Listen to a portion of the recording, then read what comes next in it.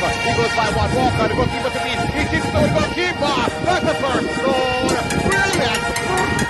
Norman Mania regained possession, putting it forward. A shot taken into the back of the net. Oh, that was a cracker. That was stunning. That was brilliant. Oh, coming off the left foot of Dante Ricketts from in possession. Going by one, swing the pass forward to Beach. A shot by Beach into the back of the net. A left foot. Group B frontrunners Camperdown and second place Tivoli High were both removed from the quarter-final zones after it was revealed that both teams used ineligible players in this year's ISSA Manning Cup competition. Camperdown finished on 17 points and Tivoli 13 on the weekend, but after complaints were made and an investigation done by the ruling body ISSA, it was deemed that both institutions used ineligible players. In a release sent out by ISSA on Tuesday, both schools' results have been null and void as they have lost all points.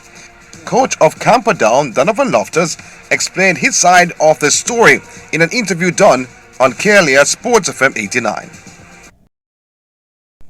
He attended Camperdown from 2016, I think, and he played Pepsi, he played Coast for us, and then his mother decided to take him from school a little bit and try to turn him into a professional footballer.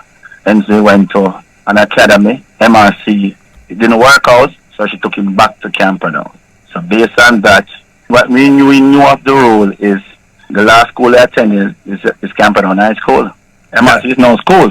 So based on that, we got IDs from ISSA and we move on. All the year after we played 7 unbeaten match, no favorites, no playing good brand of football.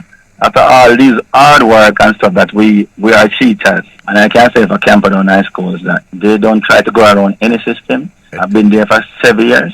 So if I have any inclination and that rules were broken, I would have dealt with it. Principal hugged me today and he was crying. He was crying and he was saying, Coach D, I let you down. I let you down. The kids are devastated. It's like a few students died today. So I don't want to argue rules and regulation, but I just want ISSA Clearinghouse to be more vigilant because we can make errors. There are people who go around the system and there are people who have no intention of going around the system. And ISSA Clearinghouse should be more vigilant in clearing these students before IDs are issued. This was not the first time this season teams have dropped points, but this was a bit different, explained by President of ISSA, Keith Wellington. So we met with one principal this morning and we spoke via phone with the other. The second case was a little bit after the first, so we became aware of one yesterday morning and the other yesterday afternoon. In terms of the situation, I think both cases are a little bit different, but the breach occurred with basically the same rule, which I'm going to read verbatim just to also clear up something that Coach Lofters mentioned. Okay. Right, so it says students 16 years or over, any athlete, because remember this is not a football rule, it's a rule covering all sport, right? So it says any athlete who registers in a school, whether a transferee or a new student from another institution who is already 16 years old and on the 1st of September of the school year of the commission must have a waiting period of 12 months before he or she is eligible upon approval of the executive. And then there are some exceptions, including if you sat what was then the GNAT from the ministry and was placed in the school by that exam, or if you are going to be enrolled in sixth form. So the rule basically says that if you come into a school, it doesn't matter where you're coming from. Over the age of 16, you sit out a year unless you are going to sixth form or unless you were placed there through a government exam.